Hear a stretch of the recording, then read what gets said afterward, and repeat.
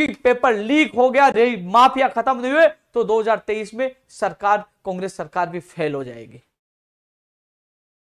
साथियों, परीक्षा सबके इस माफिया को खत्म करवाना।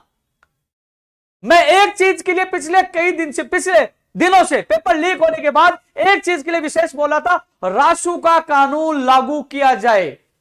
कई साथी जानना चाह रहे हैं कि रासू का क्या है, एनएसए क्या है, राष्ट्रीय सुरक्षा कानून क्या है। यानी कि रासू का, यानी कि यह कानून लागू किया जाता है भर्ती परीक्षाओं में, तो इस दौरान किसी संदिग्ध पेपर माफिया लीक करने वालों को उठा लिया जाता है तो उसको जमानत नहीं मिलेगी, 12 महीने तक वो जेल के अंदर रहेगा, 12 महीने तक जेल के अंदर रहेगा। क्योंकि अब क्या हो रहा है, रीट में आपने देखा कितने लोग जेल के अंदर गए और सारे अधिकतर लोग बाहर आ गए। उद्योग धंधा पेपर माफियों ने बना दिया है। इसलिए साथियों, आप सबने 28 तारीख को मदद की, घर से निकल कर आए तो आने वाली जो आपकी 1 लाख भर्तियां, जिसमें 48,000 तृतीय श्रेणी शिक्षक भर्ती है और सीटी के माध्यम से भी हजारों पदों पर भर्ती आएंगी, तो उनको बचाना है पेपर माफिया से। तो अब राजस्थान के युवाओं को रासू का चाहिए, रासू का चाहिए, रासू का चाहिए। मैं आपके भविष्य के लिए मैं चिल्ला चिल्ला के आवाज लगा रहा हूं। आज मैं एसपी साहब, एडिशनल एसपी साहब, इन अधिकारियों से और थाने में बयान शपथ पत्र देके आऊं। 28 तारीख को हमें परमिशन मिल गई है, 28 तारीख के लिए मैं शपथ पत्र देके आऊं, बयान देके आऊं। तो परमिशन लेकर, पुलिस प्रशासन से परमिशन लेकर हम लोग 28 तारीख को यह आंदोलन कर रहे हैं। तो तमाम युवाओं से मेरा हाथ जोड़कर निवेदन है, जो कोचिंग कर रहे हैं जयपुर में, चाहे वो तृतीय श्रेणी शिक्षक भर्ती की कर रहे हैं, चाहे वो सीटी के कर रहे हैं, एलडीसी, पुलिस, किसी भी कर रहे हैं, कि घर से निकल जाओ। रासू का नहीं लगा तो ये राक्षस आपका भविष्य खराब कर देंगे। इसलिए मैं रासू का की मांग कर रहा हूं। राष्ट्रीय सुरक्षा कानून यानी कि एनएसए लागू होगा, क्योंकि 12 महीने तक उनकी जमानत नहीं होगी, वो अंदर सड़ जाएंगे। हर पेपर माफिया को जेल के अंदर होना चाहिए, इसलिए रासू का चाहिए। रासू का की प्राथमिकता मांग है कि ये आने वाली भर्ती परीक्षाएं बचे। साथियों, जो बस का जो जिक्र लगातार हो रहा है, मीडिया, सोशल मीडिया, सब जगह, जिसका टोल टैक्स पर एक और तस्वीर वायरल हुई है कि वो तो 20, 21, 22 तारीख से ही वो बस पहले भी वहां चक्कर लगा रही थी। अब सवाल उठ रहा है कि पहले वाले पेपरों का क्या हुआ।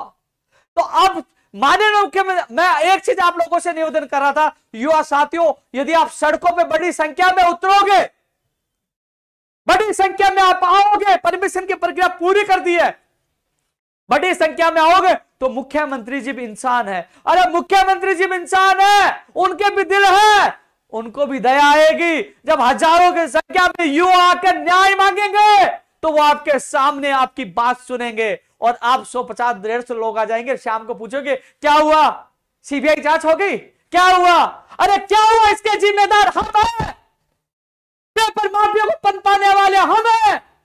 हम लोग उनको उखाड़ के फेंकने की मत नहीं रखते हैं। हम 2 दिन सोशल मीडिया पे चिल्लाते हैं, सब जगह चिल्लाते हैं, जब धरातल पर आवाज उठाने की बात आती है घर से निकल के नहीं आते हैं।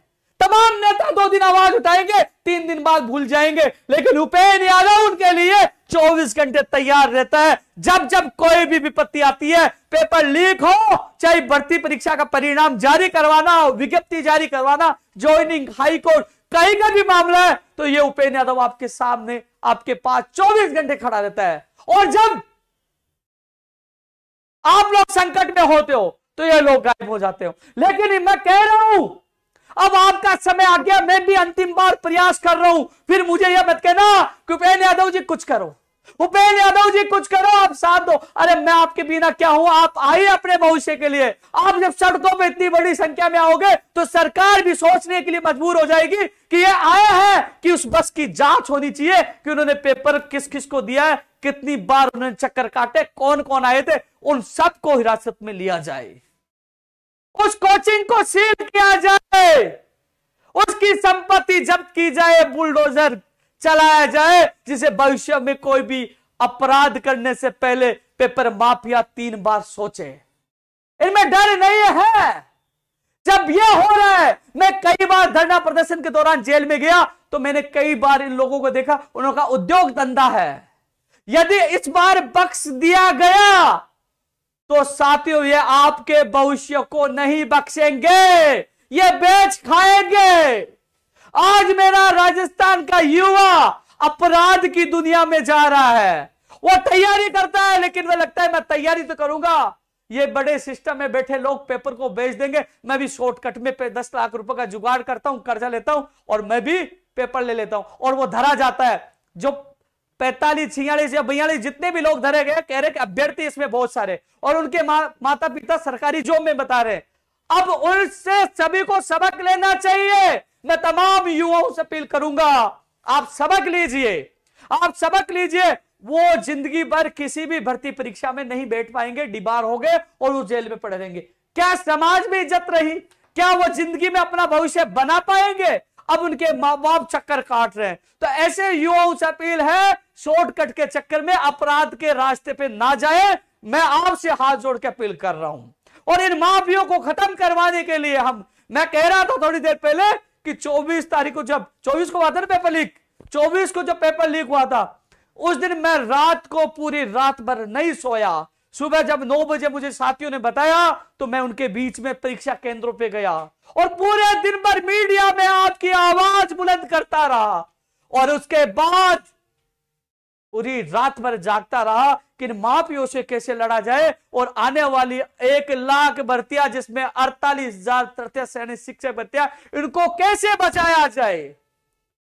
साथियों, जो राजनेता एक दिन आवाज उठाकर सोशल मीडिया पर ट्वीट करके फेसबुक डालकर वो चला जाएगा, लेकिन मैं किसान का बेटा हूं, आपका दर्द जानता हूं, हर पल आपके साथ रहता हूं। मैं इस दर्द को नहीं भूल सकता जब कोई विद्यार्थी फोन करके रोता है, जब अपने आंसू, जब मैं उनके आंसू देखता हूं, उनका चेहरा देखता हूं। उस बहन ने मुझे बताया कि मैं 6,000 रुपए किराया देकर मैं यहां पहुंची हूं, मैं मेरे छोटे से बच्चों को मैं घर छोड़ के आई हूं। जब उनका मायूसी भरा उदासी चेहरा देखा, दिल रोया। मैं पूरी रात भर नहीं सोया, लेकिन मैं सुबह उठा, खड़ा हुआ, वो 10-11 मैंने सुझाव बनाए और मुख्यमंत्री निवास जाकर मैं देख के आया और ऐलान किया कि हाँ, इस सिस्टम से, इन पेपर माफियों से हम लड़ेंगे। इसलिए 28 तारीख का ऐलान किया।